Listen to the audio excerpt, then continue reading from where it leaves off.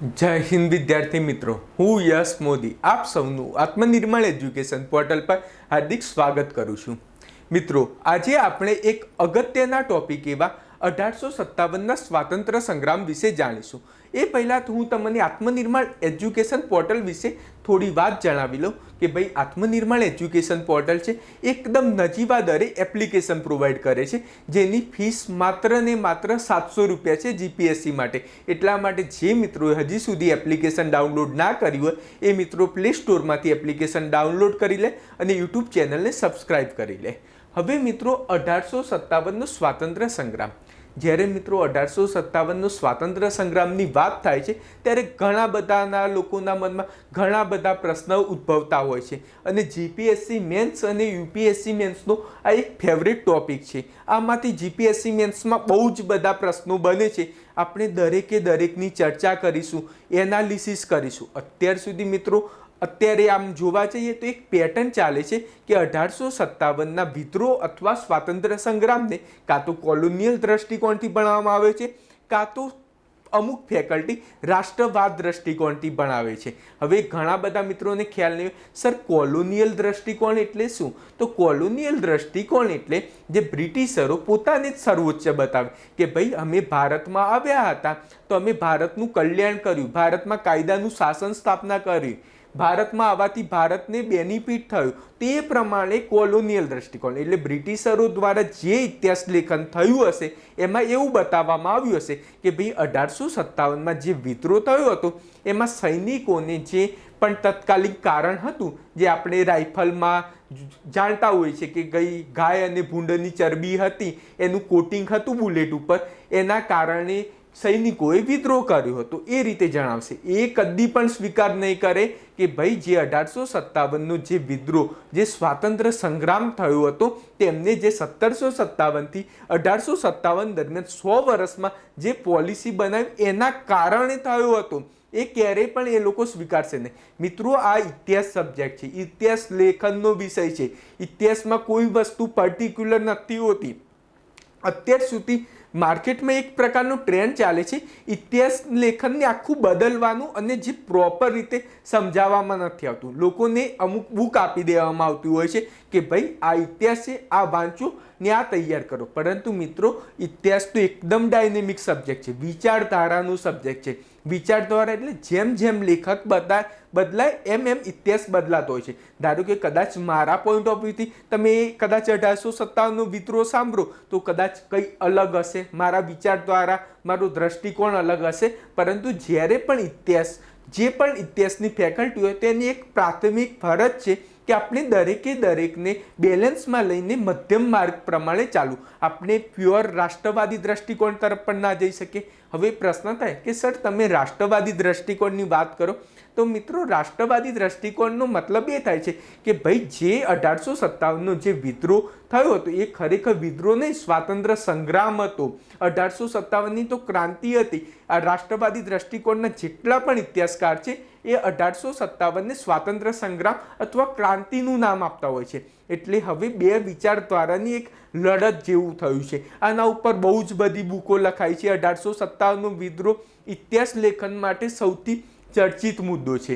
એટલા માટે જીપીએસસી મેન્સની વાત કરીએ, યુપીએસસી મેન્સની વાત કરીએ તો મેક્સિમમ આમાંથી પૂછાતું હોય છે. તો આપણે દરેકે દરેક વસ્તુ એકદમ મસ્ત રીતે સમજવાનો પ્રયત્ન કરવાનો છે, જેના કારણે આપણે જે બેલેન્સ વ્યૂ સાથે મેક્સિમમ માર્ક્સ કવર કરવાના છે. અત્યારે તમે જુઓ અત્યારની ગવર્મેન્ટે જે સિલેબસ બહાર પાડ્યું છે તેમની તમે વિચારધારા તરીકે જોઈ શકો છો કે એમને 1857ને સ્વાતંત્ર્ય સંગ્રામનું નામ આપેલું છે. ભાઈ 1857નો સ્વાતંત્ર્ય સંગ્રામ વિશે જણાવો. તેનો મતલબ એ થયું કે ભાઈ એ 1857ને વિદ્રોહ નહીં પરંતુ સ્વાતંત્ર્ય સંગ્રામ તરીકે માને છે. એટલે મીન્સ એમને આખી કોલોનિયલ વિચારધારા છે એમને સંપૂર્ણપણે નકારી દીધી છે.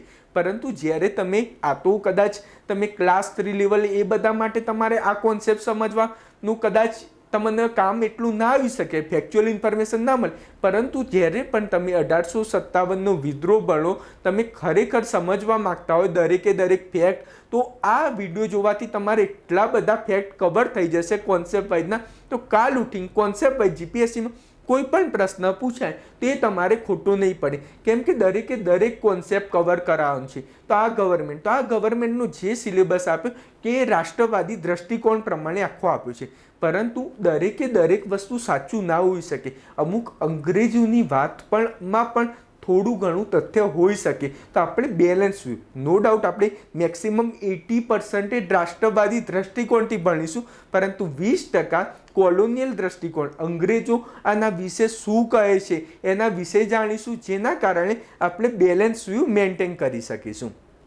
હવે મિત્રો કે 1857નો વિદ્રોહ, તો એના વિશે આપણે દરેકે દરેક વાત જાણતા પહેલાં 1857ના વિદ્રોહના કારણ શું હતા ને તમને કયા કયા જીપીએસસી મેન્સમાં કયા કોન્સેપ્ટ આપણને આજે ખ્યાલ આવશે એ ભણીશું. તમે ફેક્ચ્યુઅલ ઇન્ફોર્મેશન તમે સ્પેક્ટ્રમ અથવા મારી પણ હિસ્ટ્રીની નોટ્સ છે, હું 1857ના વિદ્રોહની હું તમને આપી દઈશ. ફેક્ચ્યુઅલ ઇન્ફોર્મેશન માટે તમે એ મસ્ત રીતે વાંચી લેજો. ફેક્ચ્યુઅલ ઇન્ફોર્મેશન આમ કરી દેશો તો એના બારનું 100% નહીં જ આવે, પરંતુ આપણે દરેકે દરેક વસ્તુ આજે આપણે આ લેક્ચરમાં સમજવાનો પ્રયત્ન કરીશું. તો મિત્રો પહેલું છે 1857નો વિદ્રોહ. તો એના 1857ના વિદ્રોહના કારણો શું હતા? આમ તો મિત્રો જોવા જઈએ કે 1857ના વિદ્રોહ કહેવું ખોટું છે, કેમ કે આપણા સિલેબસમાં પણ 1857 સ્વાતંત્ર્ય સંગ્રામ કહે છે. હવે આના ઉપર ઘણા બધા ક્વેશ્ચન માર્ક છે. એ ઇતિહાસની જે જીપીએસસી મેન્સ અને યુપીએસસી મેન્સમાં પણ પાસ્ટમાં પૂછાઈ ગયેલા છે અને યુપીએસસી ઓપ્શનલમાં પણ પૂછાઈ ગયેલા છે. તે ટાઈપના ટોપિકનું હું તમને જણાવીશ, જેના કારણે તમારા કોન્સેપ્ટ ક્લિયર થાય. તો અત્યારે હું તમને ભણાવું છું તે હું તમને એ કોન્સેપ્ટ ક્લિયર કરાવવા માગું છું કે ભાઈ જે 1857નો જે વિદ્રોહ થયો, જે સ્વાતંત્ર્ય સંગ્રામ થયો, એ કંઈ તત્કાલિક જે કારણ છે એના લીધે નહીં, પરંતુ 1757થી 1857 દરમિયાન 100 વર્ષમાં જે અંગ્રેજોએ જે પોલિસી બનાવી એનું મોટું સ્વરૂપ હતું, એ આપણે સમજવાનું છે. તો આ ટાઈપનું કદાચ પ્રશ્ન પૂછાઈ શકે જીપીએસસી મેન્સમાં, અથવા આ કોન્સેપ્ટ તરીકે પણ તમે લઈ શકો છો કે ભાઈ તમને કદાચ એ રીતે જીપીએસસી મેન્સમાં પૂછાય કે ભાઈ 1857નો વિદ્રોહ તત્કાલિક કારણે થયો હતો કે 100 વર્ષની સંપૂર્ણપણે ઘટના હતી,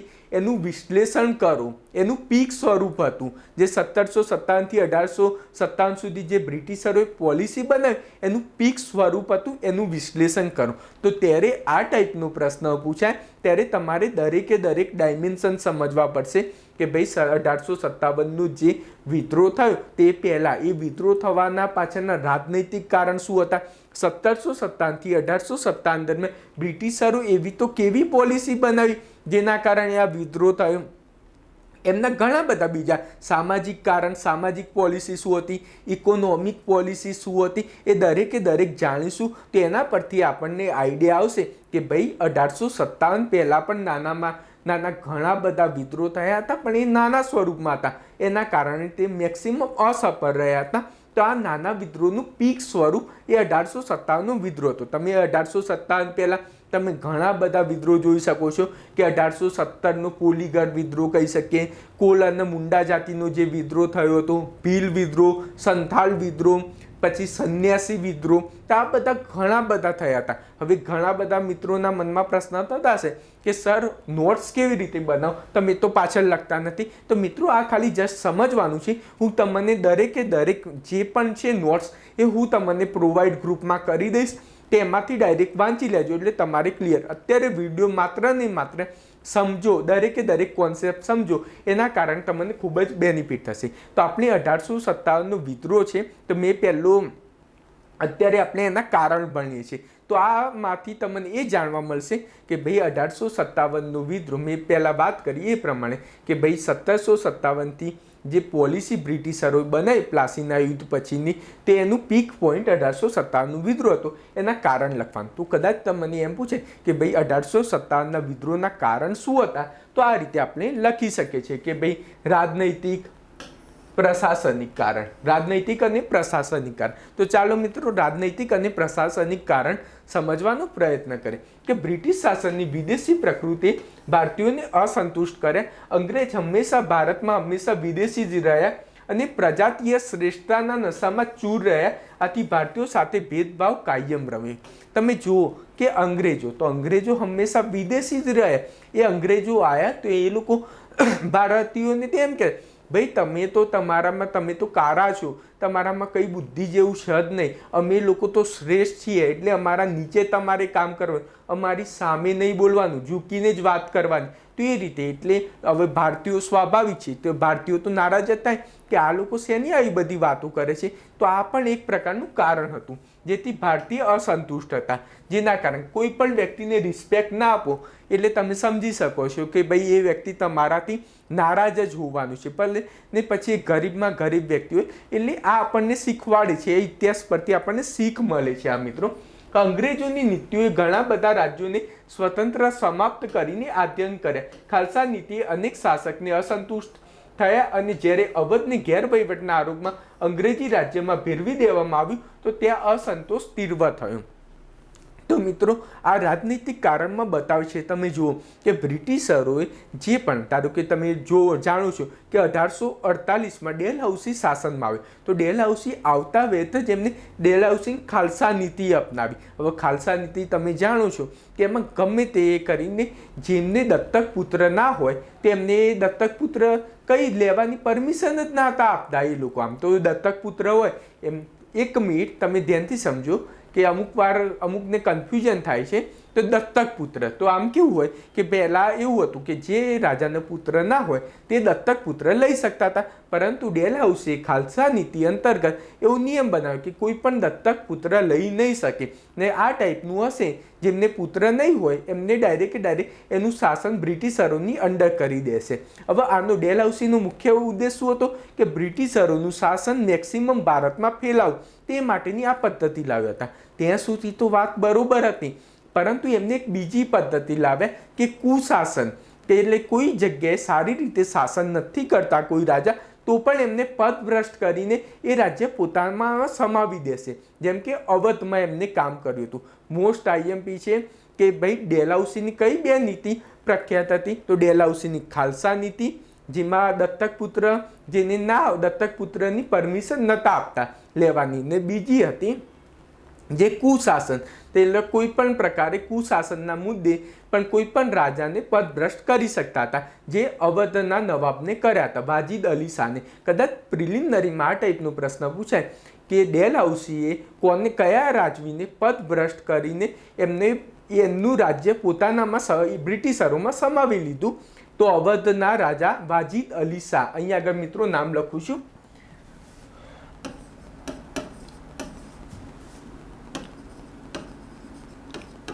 વાજીદ અલી શાહ. આ મોસ્ટ આઈએમપી પ્રશ્ન છે મિત્રો. હવે અસંતોષ તીવ્ર થયો ને હવે આપણે આગળ સમજીએ કે કંપનીની સેવામાં મોટી સંખ્યામાં અવધના સૈનિક હતા. આ વિલયથી સૈનિકોના પરિવારની મુશ્કેલીઓ વધી ને સૈનિક પણ ખેડૂતોના પુત્રો હતા. આમ ખેડૂત અસંતોષની અસર તેના ઉપર પણ પડી. આ દ્રષ્ટિએ વિદ્રોહ વર્ધી દ્વારા ખેડૂતનો પણ વિદ્રોહ હતો. બહુ જ મસ્ત કોન્સેપ્ટ છે. જીપીએસસી મેન્સ અથવા આવનારી યુપીએસસી મેન્સમાં એક પ્રશ્ન પૂછવાની 100% શક્યતા છે કે 1857નો વિદ્રોહ, અહીં આગળ મિત્રો લખી દઉં છું,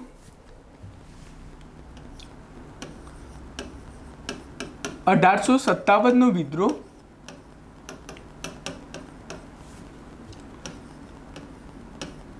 વર્દી દ્વારી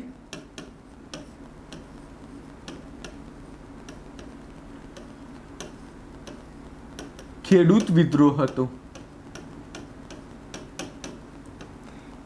આ કથનનું વિશ્લેષણ કરો.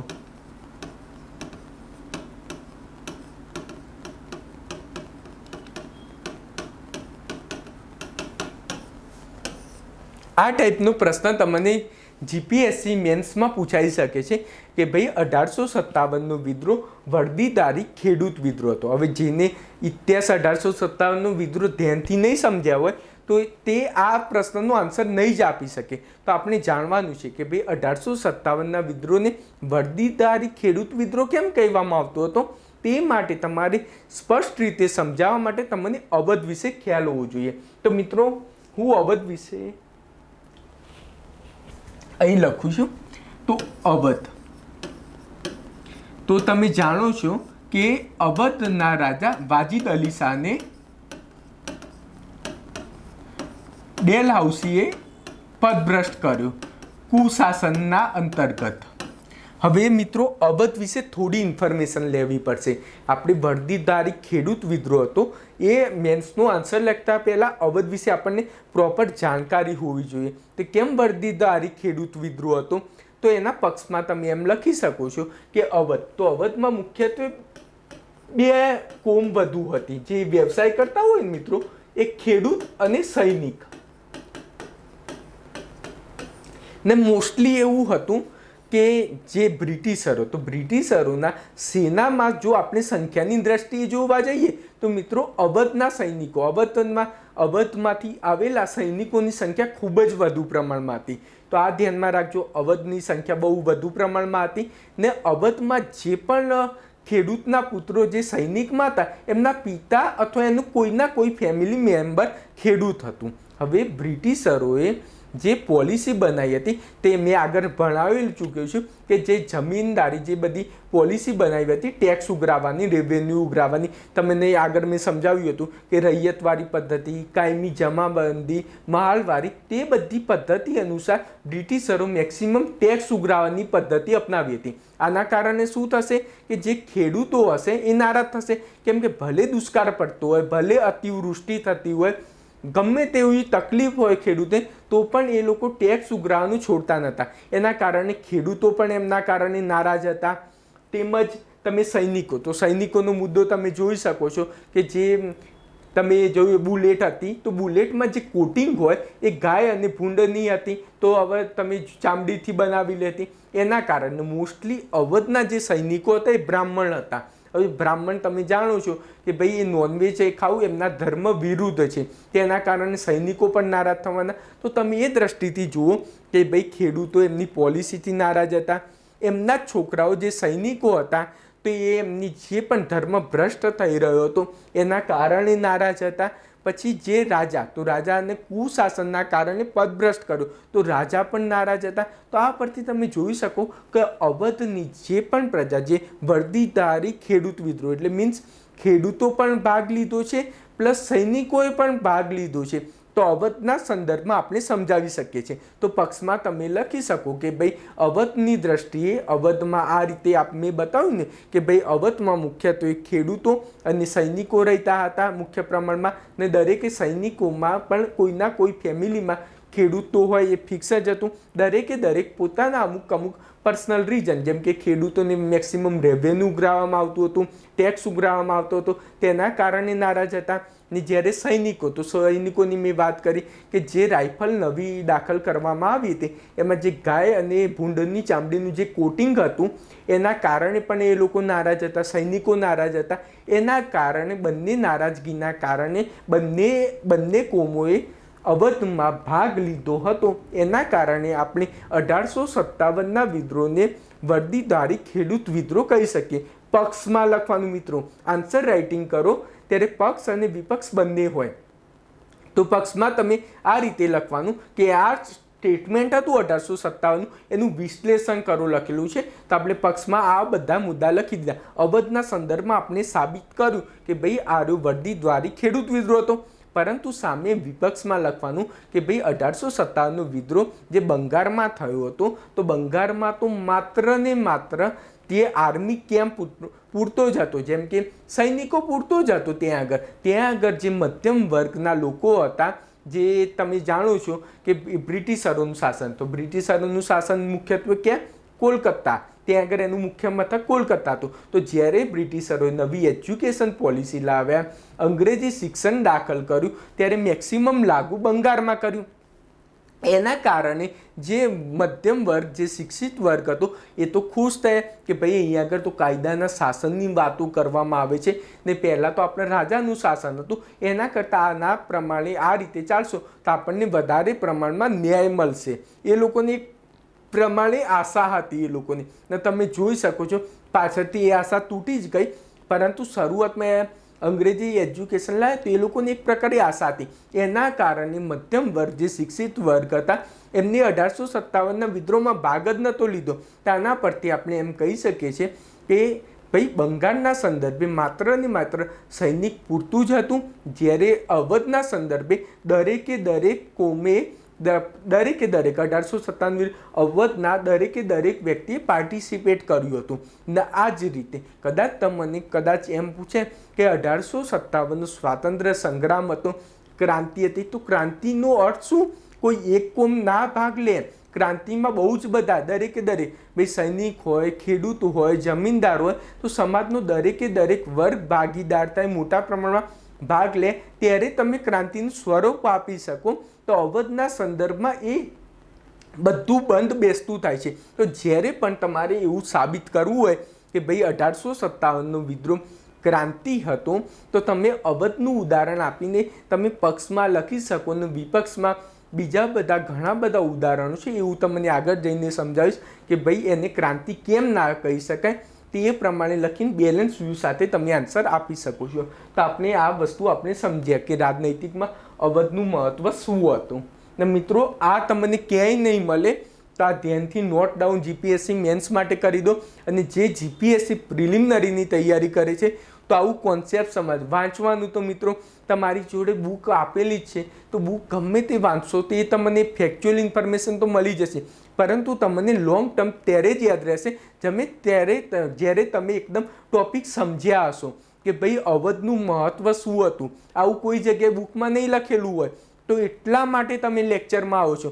જો તમે ફેક્ચ્યુઅલ ઇન્ફોર્મેશન માટે આવતા હોય તે તો આપણે આગળ આપવાના જ છીએ, પરંતુ તમે એકદમ જ્યાં સુધી સમજશો નહીં બરાબર, ત્યાં સુધી તમે ફેક્ચ્યુઅલ ઇન્ફોર્મેશન લોંગ ટર્મ યાદ નહીં રાખી શકો. અને બીજું, અત્યારે જીપીએસસીનો ટ્રેન્ડ મિત્રો સમજો કે જીપીએસસી છે એકદમ કોન્સેપ્ટ બેઝના પ્રશ્ન પૂછે છે. ને કોન્સેપ્ટ બેઝના પ્રશ્નો ત્યારે જ આવડશે જ્યારે તમે કોઈ ટોપિક સારી રીતે સમજ્યા હોય.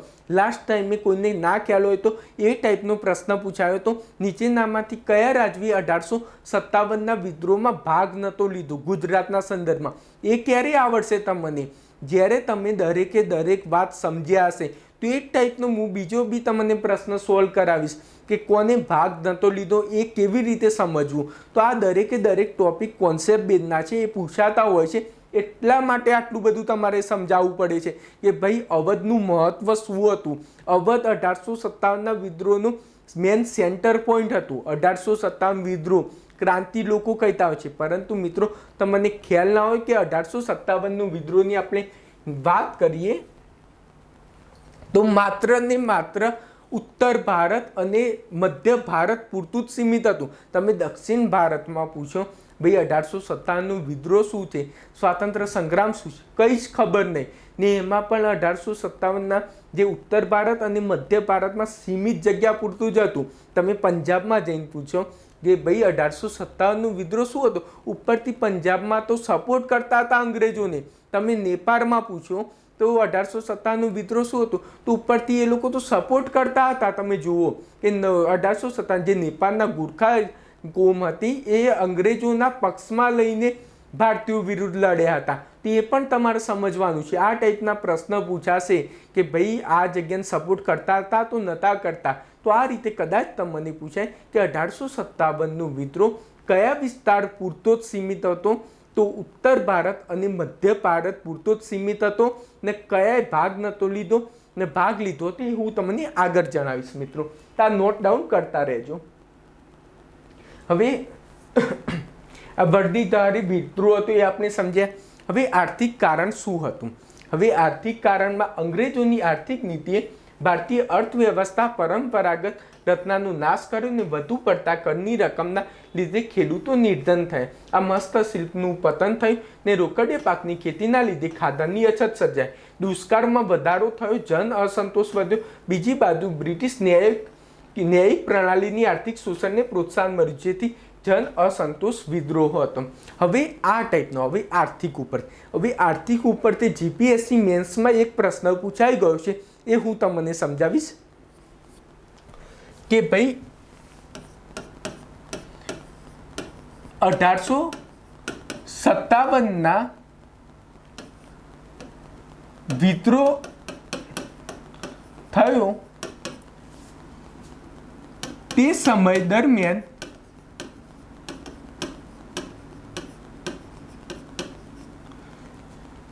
જે પણ દુષ્કાળ સર્જાતો હતો એ માનવ સર્જિત હતું.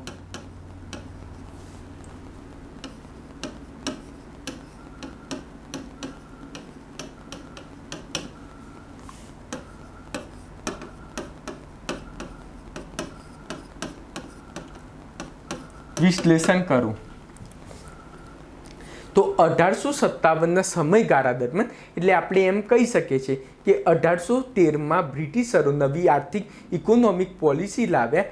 તેના પછી 1857 દરમિયાન જે પણ દુષ્કાળ સર્જાવ્યા એ કૃત્રિમ માનવ સર્જિત હતા. આ કથનનું વિશ્લેષણ કરો. આ ટાઈપનો કદાચ તમને જીપીએસસી મેન્સમાં પ્રશ્ન પૂછાતો હોય.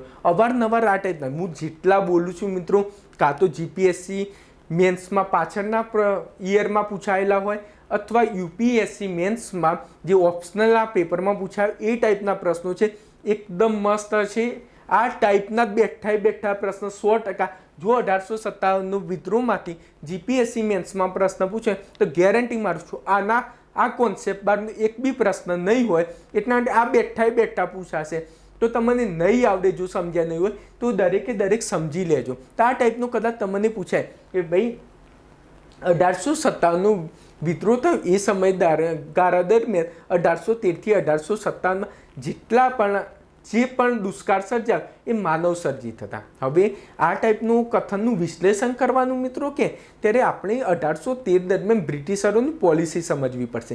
મેં તમને જણાવ્યું હતું કે 1813માં ઔદ્યોગિક ક્રાંતિનું પીક પોઈન્ટ હતું. હવે ઔદ્યોગિક ક્રાંતિ બ્રિટનમાં થઈ તો સ્વાભાવિક છે એમને કાચા માલની જરૂરિયાત પડવાની, પ્લસ એને વેચવા માટે એક બજારની જરૂરિયાત પડવાની. શું મિત્રો બે જરૂરિયાત પડશે ને કે ભાઈ 1813માં જે ઔદ્યોગિક ક્રાંતિ જ્યારે પીક પોઈન્ટ પર હોય ત્યારે ઔદ્યોગિક ક્રાંતિ માટે મેક્સિમમ કાચો માલ જોઈએ અને સામાન વેચવા માટે બજાર જોઈએ. આ બે વસ્તુની જરૂરિયાત પડવાની. મિત્રો સમજી લેજો ધ્યાનથી.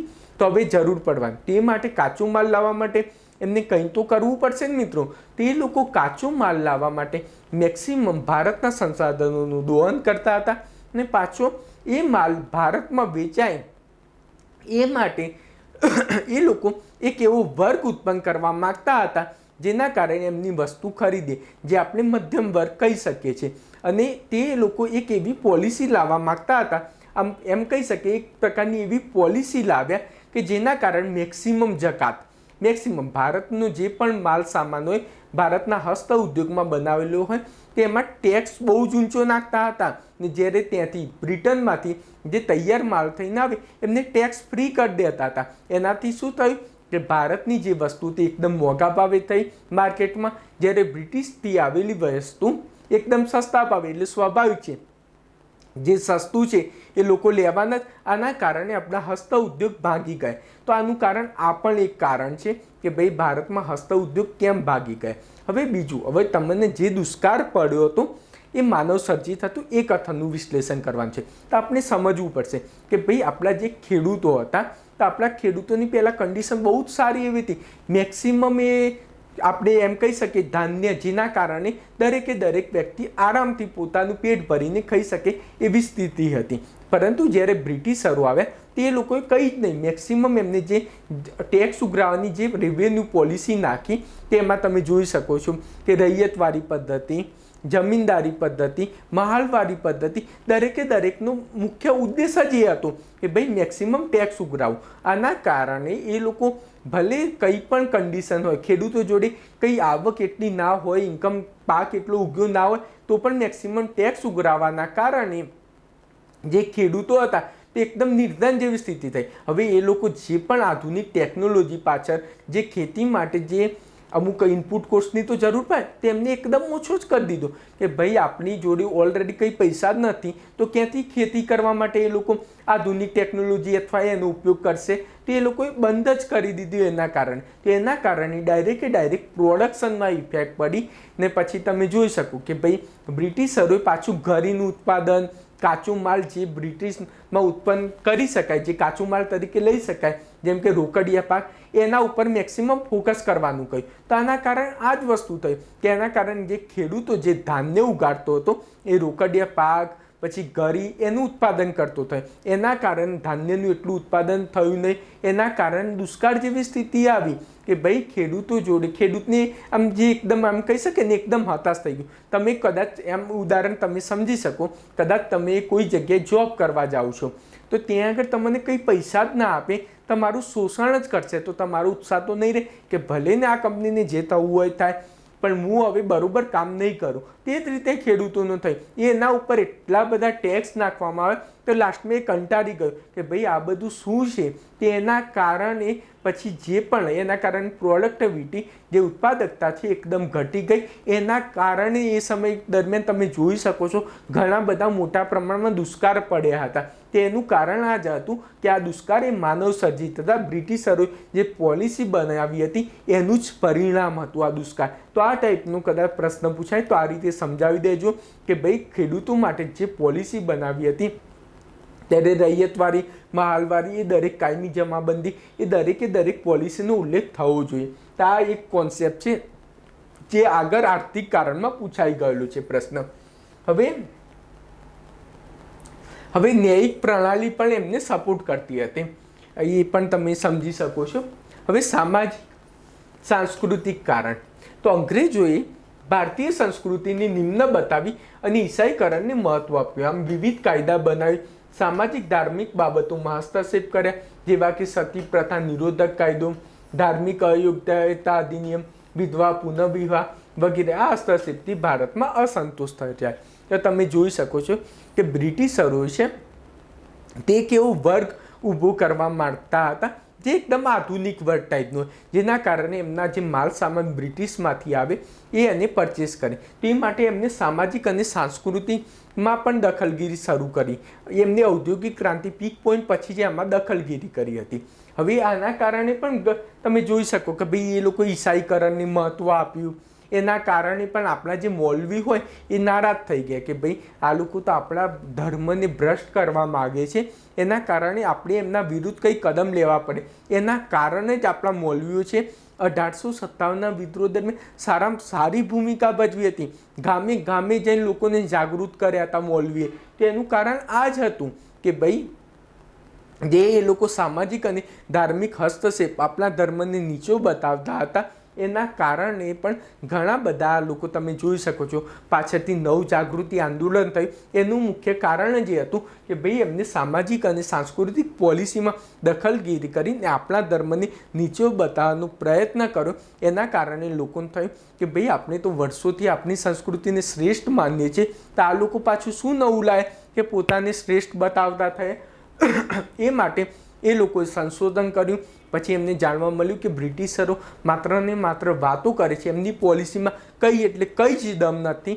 એટલા માટે પછી જોઈ શકો છો એના વિરુદ્ધ એમને 1857ના વિદ્રોહ દરમિયાન મૌલવીએ મોટા પ્રમાણમાં ભાગ લીધો.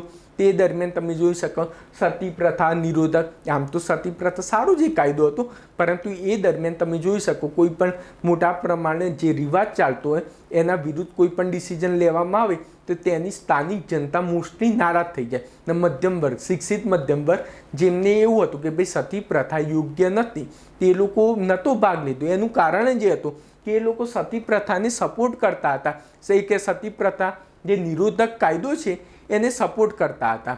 જેમ કે તમે રાજા રામમોહન રાયની વાત કરો, તે કોઈએ નહોતો ભાગ લીધો. તેનું મુખ્ય કારણ શું હતું કે એ લોકોને એવું હતું કે ભાઈ બ્રિટિશરો જે કાયદા લાવે છે એના કારણે આપણે સમાજ સુધારકની પણ પ્રવૃત્તિ થઈ રહી છે. પરંતુ પછી પાછળથી એમને ખબર પડી કે ભાઈ આ લોકો તો આપણું આર્થિક શોષણ કરવાનું કામ કરે છે.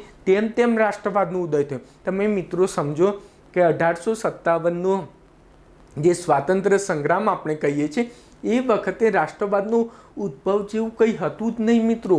એ વખતે એક રાષ્ટ્રની પરિકલ્પના નથી. જેટલા પણ લોકો લડતા હતા પોતાના માટે જ લડતા હતા. જેમ કે ઝાંસીની રાણી, તો ઝાંસીની રાણી શેના માટે લડતી હતી કે મેરા મુજે ઝાંસી મુજે દે દો. એમ નહોતું કહેતા કે ભાઈ આખું ભારત મને આપી દો, તે પોતાના ઝાંસી માટે લડતા હતા. એમને ઝાંસી મળી ગયું, વાત પૂરી. એ જ રીતે જમીનદારો પોતાની જમીન માટે લડતા હતા, નાના ખેડૂતો તેમના ન્યાય માટે, જે ટેક્સ સિસ્ટમ છે એ દૂર થાય એ માટે લડતા હતા. તો દરેક વ્યક્તિ પોતાના પર્સનલ રીઝન માટે લડતા હતા. પરંતુ આના કારણે પણ એક પ્રકારની દરેકનો દુશ્મન એક હોય, તેના કારણે કંઈક અંશે રાષ્ટ્રવાદની ભાઈ આમ થોડા ઘણા અંશે ઉદ્ભવની શરૂઆત થઈ ગઈ એમ આપણે કહી શકીએ. પરંતુ આપણે સંપૂર્ણ પ્રમાણે જે રાષ્ટ્રવાદનો જે પીક પોઈન્ટ છે, જે આપણે ગાંધીયન યુગમાં જોઈ શકીએ, જ્યારે મહાત્મા ગાંધી આવ્યા ત્યારે રાષ્ટ્રવાદ એક રાષ્ટ્રની પરિકલ્પના એ રીતનું કંઈ આ કોન્સેપ્ટ હતો જ નહીં. આ રાષ્ટ્રવાદનું ઉદ્ભવ પોઈન્ટ સ્વરૂપ આપણે કહી શકીએ છીએ. આને પ્રેરણા આપી, આને એ ભારતના લોકોને એક થવાની પ્રેરણા આપી. એમને કીધું કે ભાઈ 1857ના વિદ્રોહ દરમિયાન જો બધા આખા દેશના ભારતીયો એક થઈ ગયા હોત તો આપણે સફળ થઈ જાત. તો આપણે કેમ આખો દેશ એક થઈને લડીએ? અત્યારે એ લોકો પણ માનતા હતા, વીર સાવરકર છે પોતે પણ માનતા હતા કે ભાઈ આ 1857નો જે વિદ્રોહ થયો એમાં માત્ર ને માત્ર ઉત્તર ભારત અને મધ્ય ભારતના અમુક પોર્શન લોકોએ જ ભાગ લીધો હતો, તો પણ આટલું મોટું પરિણામ આવ્યું. તમે જોઈ શકો છો કે 1857નો જે વિદ્રોહ પછી એમની આખું જે ગવર્નર જનરલમાંથી વાયસરોય ડાયરેક્ટ અંગ્રેજોએ પ્રત્યક્ષ શાસન લાગુ કર્યું, તાકી સિસ્ટમ ચેન્જ કરવી પડી. તો તમે વિચારો કે આખો દેશ એક સાથે લડીને એક સાથે લડશે તો આરામથી જીતી શકીશું. એને એટલા માટે 1857નું સ્વાતંત્ર્ય સંગ્રામ એમના પરિણામના આધારે એ લોકોને બહુ જ પ્રેરિત કરતા હતા. અત્યારે અંગ્રેજો નારાજ થતા હોય, તમે જોઈ શકો જે કોલોનિયલ દ્રષ્ટિકોણવાળા આજે પણ નારાજ થતા હોય છે. કેમ કે 1857નો જે વિદ્રોહ હતો એમાં એક આપણે ધ્યાનથી જોવા જોઈએ તો આ પ્રથમ એવો વિદ્રોહ હતો જેમાં ભારતીયો પરસ્પર એકતા જોવા મળી બ્રિટિશરો સામે લડવા માટે. એટલા માટે આપણા માટે આ બહુ જ મહત્વનું છે. ઘણા બધા કહેતા હોય છે ભાઈ 1857નો વિદ્રોહ, તો ભાઈ આપણે વિદ્રોહ ના રીતે ભણી શકીએ, કેમ કે આપણે તો આ ઘટના આપણને આખા જેટલા પણ આપણા જે ક્રાંતિકારી થયા, તમે શહીદ ભગતસિંહથી માંડીને વીર સાવરકરથી મદનલાલ ઢીંગરાની વાત કરો, દરેકને 1857ના વિદ્રોહે પ્રેરિત કર્યા હતા. એ લોકો આપણા માટે લડ્યા હતા, કુરબાની આપી. એના માટે આપણે એને ક્રાંતિ કહીએ છીએ. એના તમે ધ્યાનથી સ્વરૂપ જોશો, કોઈ પણ ક્રાંતિને એટલા બધા લક્ષણ તમને જોવા નહીં મળે. અવધ સિવાય તમે જોવા જશો, ધ્યાનથી એનાલિસિસ કરશો તો અમુક જગ્યાએ માત્ર સૈનિક વિદ્રોહ જ હતો, અમુક જગ્યાએ માત્ર નાગરિકોએ જ ભાગ લીધો, એ રીતે તૂટક જોવા મળશે. પરંતુ એના પરિણામના આધારે આપણે એમ કહીએ છીએ કે ભાઈ 1857નો તો સ્વાતંત્ર્ય સંગ્રામ હતો, એક ક્રાંતિ હતી, એટલા માટે આટલું મહત્વ આપે છે. અને આ માટે કોન્સેપ્ટ સમજવા જરૂરી છે ને આના પરથી એટલા બધા કોન્સેપ્ટ. હવે સામાજિક અને સાંસ્કૃતિક, તો આના પરથી પણ જીપીએસસી મેન્સમાં પૂછી શકે છે કે ભાઈ 1857 પહેલાં જે બ્રિટિશરો સામાજિક સાંસ્કૃતિકમાં જે રિફોર્મની પ્રવૃત્તિ લાવ્યા એ 1857 પછી એ ઘટાડી દીધી. તો એનું મુખ્ય કારણ જ એ હતું કે 1857નો જે વિદ્રોહ થયો તો તેમને ખબર પડી ગઈ કે ધાર્મિક દખલગીરી કરીશું તો આ ટાઈપનું થશે. તો કદાચ એવું લખે કે ભાઈ એ ભારતીયોના હિત માટે એ લોકો આ બધા પગલાં લેતા હતા, તો ખોટી વાત છે. ભલે સતી પ્રથા નિરોધક એ સારી વસ્તુ છે, ભાઈ સતી પ્રથા વિરુદ્ધ કાયદો લાવ્યા, વિધવા પુનઃવિવાહ કાયદો લાવ્યા, એ વસ્તુ સારી છે. પરંતુ 1857નો વિદ્રોહ થયો પછી એ વસ્તુ બંધ કરી દીધી. આનાથી વસ્તુ શું સાબિત થાય છે કે અંગ્રેજોને ભારતનું હિતનું નથી પડી, એમને તો માત્ર ને માત્ર પોતાની ગાદી સાચવવી હતી, એની પડી હતી. એના કારણે જો એમને એવું હોત કે ભાઈ ભારતનું હિત છે અહીં આગળ, જો એ ટાઈપનું એમને હોત કે ભાઈ ભારતના હિત માટે શાસન કરે તો પણ એ રિફોર્મ લાવત. ભલે ને આના 1857 જેવા વિદ્રોહ ભલે ને થતા, તે એમને સમાજ માટે સારું જ કરવા માગતા તો આવા બધા લાવત બીજા પણ રિફોર્મ. પરંતુ એ લોકો નહોતા લાવ્યા. પછી જેટલા પણ રિફોર્મ લાવ્યા એ ભારતીયોએ માગણી બહુ જ મોટી સંખ્યામાં માગણી કરી હોય તો જ લાવ્યા. આમ નહીં ભાઈ, આમાં પહેલાં કેવું હતું કે રાજા રામમોહન રાય, અમુક સમાજ સુધારક, અમુક ટૂંકા પ્રમાણમાં લોકો પણ માગણી કરતા હતા ને સમાજ સુધારક, તો એ લોકો લાવી દેતા હતા. પરંતુ 1857 પછી જોવા નથી મળ્યું. તો આ કોન્સેપ્ટ પણ સમજવાની જરૂર છે મિત્રો. કદાચ તમને જીપીએસસી મેન્સમાં અથવા યુપીએસસી મેન્સમાં આ ટાઈપનો પ્રશ્ન પૂછે કે ભાઈ 1857 પછી એમની પોલિસીમાં શું ચેન્જ આવ્યું, તેમાં સામાજિક અને સાંસ્કૃતિક કારણમાં આ મુદ્દા તમે લખી શકો છો. આ રીતે ઇમ્પોર્ટન્ટ બનશે મિત્રો. હવે આપણે સામાજિક અને સાંસ્કૃતિક કારણ પણ સમજ્યા. હવે સૈનિક કારણ. હવે 1857 વિદ્રોહમાં સૈનિક વિદ્રોહ પણ ઘણા કહેતા હોય છે. આ તમે મોસ્ટલી બ્રિટિશરોનું કોલોનિયલ દ્રષ્ટિકોણમાં જે લખાયું છે ઇતિહાસ લેખન મિત્રો ખબર તો પડે છે. પછી જો ના પડતી હોય તો મને પર્સનલમાં મેસેજ કરજો, નહીં તો ઘણા બધાને એવું થતું હશે જો હવામાંથી જતું હશે તો આપણને 2 થી 3 વાર પૂછજો તો મને આપીશ. પરંતુ 100% જોજો અત્યારે આનું વેલ્યુ કદાચ આ લેક્ચરની વેલ્યુ કદાચ એવું થતા હશે સર શું વાતો કરી રહ્યા છે, પરંતુ એકવાર ગેરંટી મારું છું જીપીએસસી મેન્સ, યુપીએસસી મેન્સ અથવા વિઝન અથવા દ્રષ્ટિની કોઈ પણ ઓપ્શનલી ટેસ્ટ સિરીઝ આપવા જજો. મારા લેક્ચર જોયા પછી તમને દરેકે દરેક મેન્સના ક્વેશ્ચન ના આવડે તો પછી મને કહેજો. તો આ માટે આનું એટલું બધું ઇમ્પોર્ટન્ટ છે. આ દરેકે દરેક ટોપિક ઉપરથી હું તમને મેન્સના કહું છું. આટલું બધું તમને ડિટેલ્સમાં કોઈ જગ્યાએ હું ગેરંટી કોઈ જગ્યાએ આટલું બધું ડિટેલ્સમાં મેન્સ ઉપર નથી ફોકસ કરતા. હું એમ નથી પ્રિલિમિનરીમાં પાછળ તો દરેકે દરેક વ્યક્તિ મેક્સિમમ એફર્ટ કરે છે, પરંતુ જ્યારે મેન્સની વાત આવે ત્યારે એટલો લોકો પ્રયત્ન નથી કરતા કેમ કે મેન્સ માટે અમુક એનાલિસિસની જરૂરિયાત હોય. એટલા માટે આ યુપીએસસીના પણ પાસના પેપરનો એનાલિસિસ દ્વારા આ લેક્ચર લેવામાં કન્ડક્ટ કરવામાં આવે છે. એટલા માટે ધ્યાનથી તમે સમજજો. હવે 1857ના વિદ્રોહને શું સૈનિક વિદ્રોહ કહી શકાય? આના ઉપરથી આપણે એ સમજવાનું છે સૈનિક. આ સૈનિકનું કારણ છે એ પણ આપણે સમજીશું. ને આ ટાઈપનો જીપીએસસી મેન્સમાં પ્રશ્ન પ્રકૃતિ ઉપરથી પૂછાઈ શકે.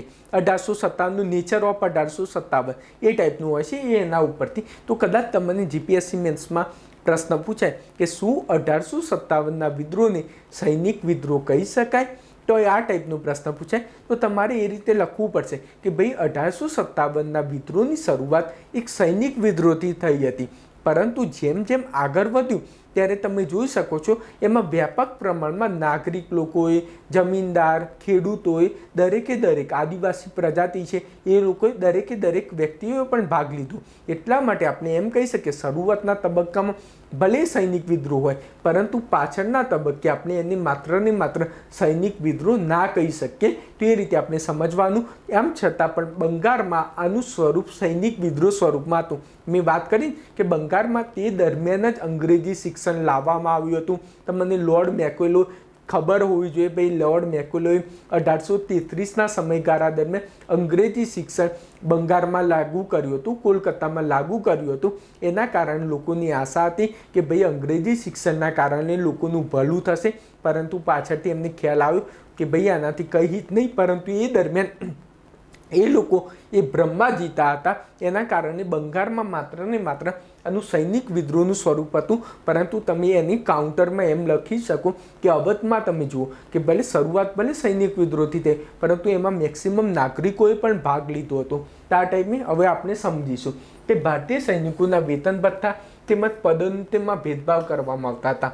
તો 1857ના વિદ્રોહ પહેલાં તમે જોઈ શકો છો કે ભારતીયો હોય તેમને બહુ જ ઓછું વેતન આપવામાં આવતું હતું. ને જ્યારે બ્રિટિશરોના જે સૈનિકો મેક્સિમમ વેતન ઊંચી પદ હોય એમાં બ્રિટિશરોના જ સૈનિકો રાખવામાં આવતા હતા. એટલા માટે પણ મિત્રો જરૂરી હતા. હવે સૈનિકોએ તેમના જાતીય ધાર્મિક ઓળખ સંબંધી ચિહ્નોને ધારણ કરવાથી રોકવામાં આવ્યા. એટલું જ નહીં, એક કાયદો બનાવી સૈનિકોને સેવા માટે સમુદ્ર ઓળખવાનો અનિવાર્ય કરવામાં આવ્યો. તો તમે જોઈ શકો છો એક તો એમના જે શીખ ધર્મ હોય તો શીખના લોકો પાઘડી પહેરવી જ પડે, એમનો નિયમ જ હોય, એમના રીત રિવાજ હોય. તેમ કે ભાઈ પાઘડી નહીં પહેરવા એ રીતે જે ધાર્મિક જે એમની રીત રિવાજ હોય એમાં એ લોકો ઓળખ હોય એમાં ચિહ્નોમાં પણ એ લોકો દખલગીરી કરવા માંડે. ઉપરથી આપણે જોઈ શકો ભાઈ સમુદ્ર પાર કરવો એને પાપ કહેવાય. તો એ પણ તો એ લોકો ભારતીય સૈનિકોને વિદેશમાં લડવા માટે મોકલતા હતા. એના કારણે પણ ભારતીય સૈનિકો નારાજ હતા. એમને તમે ખબર છે કે ભાઈ સમુદ્ર ઓળંગે તો એમને નાથ બાર કરી દેવામાં આવતા હતા. તેના કારણે મિત્રો આથી ભારતીય સૈનિકોને ધાર્મિક આસ્થા ઉપર હાનિનો અનુભવ થયો. અસંતુષ્ટ કેમ કે સૈનિક પણ નાગરિક જીવનનો ભાગ હતું. તો તમે જોઈ શકો ભાઈ અસંતુષ્ટ કેમ કે સૈનિક પણ નાગરિક જીવનનો જ એક ભાગ હતો. હવે તાત્કાલિક કારણ 1857 વિદ્રોહનું તાત્કાલિક કારણ શું હતું? તો વિદ્રોહની શરૂઆતનું તાત્કાલિક કારણ ચરબીવાળા કારતૂસનો ઉપયોગ કરવું હતું. આમ દમદમ સૈન્ય છાવણીથી પહેલીવાર આ કારતૂસના ઉપયોગની માહિતી ભારતીયોને મળી. આથી ભારતીય સૈનિકોને ધર્મભ્રષ્ટ થવાનો ભય થયો. તો હવે કદાચ તમને પ્રિલિમિનરી માટે આ ઉપયોગ છે કે ભાઈ 1857 જે વિદ્રોહમાં જે ચરબીવાળા કારતૂસની માહિતી કઈ છાવણીથી મળી હતી? તો દમદમની છાવણીથી. આ ટાઈપનો પ્રશ્ન પૂછાય કે ભાઈ 1857ના ચરબીવાળા કારતૂસનો ઉપયોગ કરવામાં આવતો હતો એ માહિતી કઈ છાવણીમાંથી મળી હતી? તો દમદમની છાવણીથી. મોસ્ટ આઈએમપી પ્રશ્ન છે મિત્રો, યાદ રાખી લેજો. આ મંગલ પાંડે તમને ખ્યાલ છે કે 1857ના વિદ્રોહના આપણે પ્રથમ શહીદ કહી શકીએ છીએ. હવે પ્રસાર તો ચરબીવાળા કારતૂસના ઉપયોગ વિરુદ્ધ બંગાળની બહેરામપુર છાવણીના સૈનિકોએ ફેબ્રુઆરી 1857ના બ્રિટિશ અધિકારીઓને આદેશ માનવાની ના પાડી. તો તમે જોઈ શકો કે દમદમથી બહેરામપુરમાં ઇન્ફોર્મેશન ગઈ તો એ લોકોએ ના પાડી કે ભાઈ આ ચરબીવાળા કારતૂસ છે એ નહીં ઉપયોગ કરવામાં આવે. મેં વાત જણાવી હતી મુખ્યત્વે સૈનિકો અવધના હતા અને મોસ્ટલી બ્રાહ્મણ નાતના અને મુસલમાન પણ હતા. મિત્રો યાદ રાખજો, કદાચ સ્ટેટમેન્ટમાં એવું પૂછાઈ શકે કે બ્રિટિશરોમાં જે સૈનિકો જોબ કરતા હતા માત્ર ને માત્ર હિન્દુઓ હતા. તો ખોટી વાત છે. ત્યાં આગળ મુસલમાન પણ હતા, શીખ પણ હતા અને હિન્દુઓ પણ હતા. તે માટે યાદ રાખજો, આ ટાઈપનું સ્ટેટમેન્ટમાં પૂછાઈ શકે છે. ત્યારબાદ બરાકપુરની છાવણીના સિપાહી મંગલ પાંડેએ વિદ્રોહ કર્યો. તો કદાચ તમારા મોસ્ટ આઈએમપી છે, કદાચ આમ પૂછાય કે ભાઈ મંગલ પાંડે કઈ છાવણીના હતા? તો બરાકપુર. અમુક જગ્યા અલગ અલગ છાવણી હોય ને મિત્રો, અમુક જગ્યાની એ પ્રમાણે. તો બરાકપુર, અમુક લોકો બહેરામપુર કરીને આવતા હોય છે, પરંતુ મિત્રો મિસ્ટેક ના થાય, બરાકપુર છાવણીમાં હતા. તો તેમને યુસન અને બગ ઉપર ગોળી ચલાવી હતી. તમે જાણો છો કે ભાઈ મંગલ પાંડે ગુસ્સે થઈ ગયા કે ભાઈ તમે આ રીતે જે ગાયની ચામડી જે કોટિંગ કર્યું છે બુલેટ ઉપર, આ રીતે મિત્રો બુલેટ હોય તો બુલેટ ઉપર જે કોટિંગ કરવામાં આવે ને મિત્રો, એ ગાય અને ભૂંડના ચામડીથી બનાવેલું હતું. એ મોઢેથી આપણે કાઢવું પડે. તો આના કારણે મંગલ પાંડે તો બ્રાહ્મણ હતા, તે તો નારાજ થઈ ગયા કે ભાઈ તમે આ રીતે કોટિંગ કરો છો, મારો ધર્મ ભ્રષ્ટ થઈ રહ્યો છે. તો એના કારણે કીધું ભાઈ આ વસ્તુ નહીં થાય.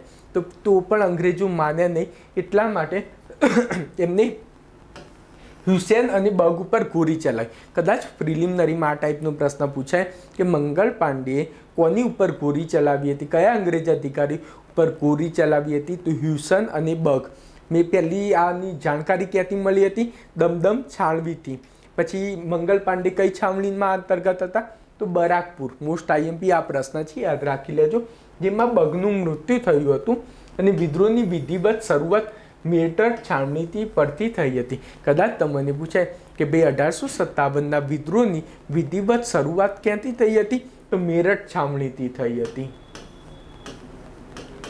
મેરઠ છાવણીથી. આ મોસ્ટ આઈએમપી છે. એ બંગાળ તોપખાનાનું મુખ્ય મથક હતું, જે બરેલીથી ખાન બહાદુર ખાને સૈનિકોને દિલ્હી લાવ્યા અને બહાદુર શાહ જફરને નેતા જાહેર કર્યો. તો કદાચ તમને પૂછાય કે ભાઈ જે કોને બહાદુર શાહને જે નેતા હોય આખા ભારતના નેતા, આમ તો કોઈ પણ વિદ્રોહની શરૂઆત થાય તો એક મુખ્ય નેતા તો રાખવો પડે ને. તો મિત્રો આ જે ખાન બહાદુર ખાને છે તો એ સૈનિકોને દિલ્હી લાવે કે ભાઈ આપણે દિલ્હી સાથે મળીને જે મુગલ બાદશાહ છે બહાદુર શાહ જફર, એને સાથે મળીને આપણે અંગ્રેજો વિરુદ્ધ લડીશું. આમ વિદ્રોહનો પ્રસાર મુખ્યત્વે ઉત્તર ભારતમાં. તો તમે જોઈ શકો છો આના કારણે આપણે એમ કહી શકીએ કે મુખ્યત્વે જે વિદ્રોહ હતો એ ઉત્તર ભારત અને જે મધ્ય ભારત હતો ત્યાં આગળ હતો. દક્ષિણ ભારતમાં આની કંઈ લેવા દેવા જ નહોતું મિત્રો. હવે નેતૃત્વ કરતા અલગ અલગ જગ્યાના કોણ હતા એ વિશે આપેલું છે. આ મિત્રો આમાં કંઈ જ ના હોય, આમાં તમારે યાદ જ રાખવું પડશે કે ભાઈ લખનૌમાં બેગમ હજરત મહાલ હતી, આના વિશે પણ સ્ટોરી હોય તે માટે. તો આ માટે હું તમને નોટ્સ આપીશ. આમાં ફેક્ચ્યુઅલ ઇન્ફોર્મેશન છે, આમાં કંઈ જ નહીં. આ જોડકા જોવા માટે તમને પૂછાઈ શકે કે ભાઈ મેં મથુરામાં કોને નેતૃત્વ કર્યું? તો દેવી સિંહે. આરામમાં કોને કર્યું? તો કુંવરસિંહે. તો આ મોસ્ટ આઈએમપી ટાઈપના છે, આ તમારે યાદ રાખવું પડશે. રાજસ્થાનમાં કૌશલસિંહે, મહારાષ્ટ્રમાં રંગોજી બાપુએ. તો આ ટાઈપના દરેકે દરેક જે ફેક્ચ્યુઅલ ઇન્ફોર્મેશન છે એ તમે યાદ રાખી લેજો. જોડકામાં પૂછાશે કે આ જગ્યામાં કોણ નેતૃત્વ કરતા હતા. ને બીજું પણ હું તમને 1857ના વિદ્રોહની નોટ્સ આપીશ ફેક્ચ્યુઅલ ઇન્ફોર્મેશનની, એ તમે જોઈ લેજો, એના કારણે ઇમ્પોર્ટન્ટ થશે. આ તમે નોટ ડાઉન કરી લેજો, આમાં કંઈ જ કહેવાનું હોતું નથી ને આની સ્ટોરી કંઈ પણ ઇમ્પોર્ટન્ટ નથી, એટલા માટે કામ વગરની વાતો આપણે નહીં કરીશું મિત્રો. પછી અસફળતાના કારણ. તો આ અસફળ કદાચ તમને જીપીએસસી મેન્સ માય ટાઈપનું પૂછે કે ભાઈ 1857નો વિદ્રોહ કેમ અસફળ રહ્યો હતો? તો વિદ્રોહના સીમિત પ્રસાર જેથી સરળતાથી દમન કર્યું. તો તમે જોયું કે ભાઈ ઉત્તર ભારત અને મધ્ય ભારત પૂરતું જ, એમાં પણ અમુક જગ્યા પૂરતું જ હતું. પંજાબે તો ભાગ પણ નહોતું લીધું. બધા ભારતીયોનું સમર્થન વિદ્રોહીને ન મળ્યું. શાસક જમીનદાર અંગ્રેજોના પક્ષમાં રહે અને મધ્યમ વર્ગ આંદોલનથી અલગ રહે. હવે મિત્રો આ ટાઈપનો એક પ્રશ્ન બહુ જ પૂછાતો હોય છે કે ભાઈ 1857ના વિદ્રોહમાં કોને અંગ્રેજોને વિરુદ્ધ લડ્યા ને કોને અંગ્રેજોને સપોર્ટ કર્યો. તો આ ટાઈપનું હું તમને લખાવી દેતો હોઉં છું. કદાચ આ ટાઈપનો પ્રશ્ન તમને જીપીએસસી પ્રિલિમિનરીમાં પૂછાય. તો મિત્રો જમીનદાર અંગ્રેજો વિરુદ્ધ લડે, કેમ કે એ લોકોને જમીનદાર હતા તો એમનું શોષણ કરતા હતા અંગ્રેજો ગમે તેમ કરી કે અમને ખેડૂતો જોડે ટેક્સ ઉઘરાવીને અમને પૈસા આપી જ દેવાના, જો નહીં આપો તો તમારો જે જમીનદારનો હક છે અમે છીનવી લઈશું. એના કારણે પણ નારાજ થયા હતા.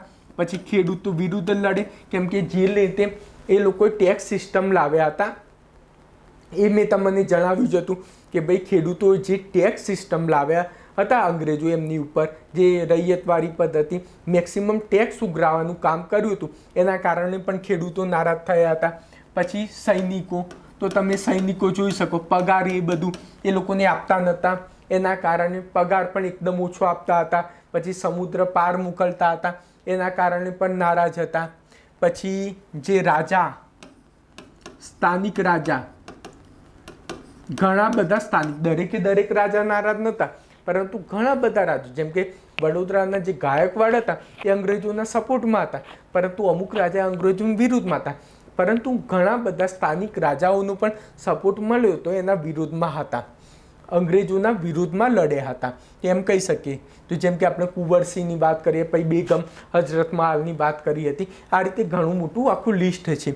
તે સ્થાનિક રાજાઓ પણ હતા, જમીનદાર, ખેડૂત. પછી રાજાની જોડે જે પેન્ટર, જેટલા કલાકાર હતા ને મિત્રો, તમે ગમે તે કદાચ ક્રાફ્ટમેનથી માંડીને હસ્તકલા ઉદ્યોગથી માંડી દરેકને નુકસાન થયું હતું. એટલે એ સિમ્પલ રીતે સમજી લેવાનું કે દરેક કલા રિલેટેડ કોઈ પણ વ્યક્તિનું નામ આવે એ દરેક અંગ્રેજોની વિરુદ્ધ હતા.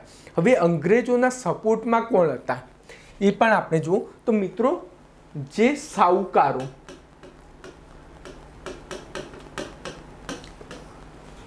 જે વ્યક્તિ લોન આપવાનું, તમે જાણો છો કે અમુક ધીરદાર હોય જે લોકોને લોન આપવાનું, સાહુકારો અને જમીનદારોમાં ફરક છે. આ સાહુકારોનું કામ શું? લોકોને ધિરાણમાં પૈસા આપવાના. તો સાહુકારો અંગ્રેજોના સપોર્ટમાં હતા, કેમ કે એ લોકોને ભાઈ જમીનદારો જોડે પૈસા ના હોય તે લોકો સાહુકારો જોડે જ જાય, એટલા માટે એમને બેનિફિટ થતો હતો. એના કારણે સાહુકારો મિત્રો સપોર્ટમાં હતા. હવે બીજું જુઓ, સાહુકારો તો આપણે લઈ લીધું.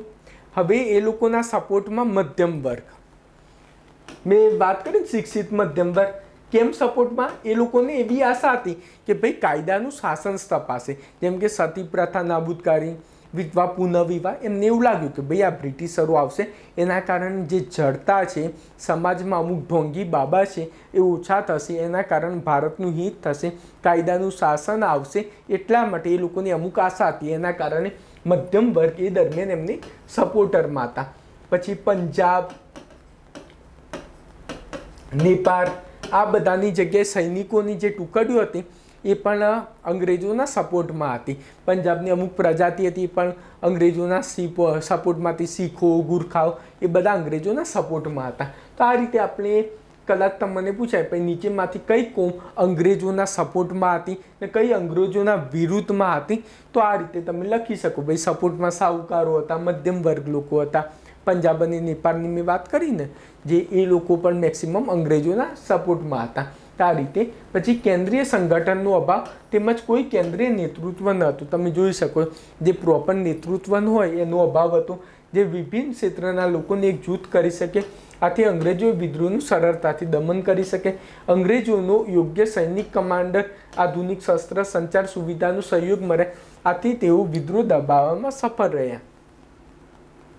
તમે જોઈ શકો છો કે ભાઈ એમની જોડે આધુનિક ટેકનોલોજી વાળું હતા શસ્ત્રો, એના કારણે પણ સરળ બન્યું. તેના કારણે તમે જોઈ શકો છો ભાઈ કંપનીનું શાસન હતું એને હટાવીને ડાયરેક્ટ તાજનું શાસન લાવવામાં આવ્યું. ડાયરેક્ટ અંગ્રેજોનું પ્રત્યક્ષ શાસન લાવવામાં આવ્યું. તમે આ દરેક વસ્તુ તમે પરિણામ છે આ સમજી લેજો કે ભાઈ આ એક્ટ અંતર્ગત રિફોર્મ લાવવામાં આવે, જે ગવર્નર જનરલને બદલે વાયસરોયની નિમણૂક કરીને પછી જે ધાર્મિક હસ્તક્ષેપ હોય એ ઓછું કર્યું, એ રીતનો ઉલ્લેખ કર્યો છે. આ તમે વાંચીને પણ ઇઝીલી તમે સમજી શકો છો. આ તમે પરિણામ મિત્રો. હવે 1857નું સ્વરૂપ છે મિત્રો, આપણે નેક્સ્ટ લેક્ચરમાં શીખીશું. ત્યાં સુધી આપણે દરેક જાણવાનો પ્રયત્ન કર્યો મેક્સિમમ, અને આમાંથી ઘણા બધા જીપીએસસી મેન્સના પ્રશ્ન પણ આપણે કવર કર્યા છે. તમે મિત્રો તમને આ વિડીયો લેક્ચર કેવો લાગ્યો એ કોમેન્ટ બોક્સમાં જરૂરથી જણાવજો. હજી સુધી આત્મનિર્માણ યુટ્યુબ ચેનલને સબસ્ક્રાઈબ ના કરી હોય તો મિત્રો સબસ્ક્રાઈબ કરી લેજો, બહુ જ બેનિફિટ થશે. જય હિન્દ, જય ગરવી ગુજરાત.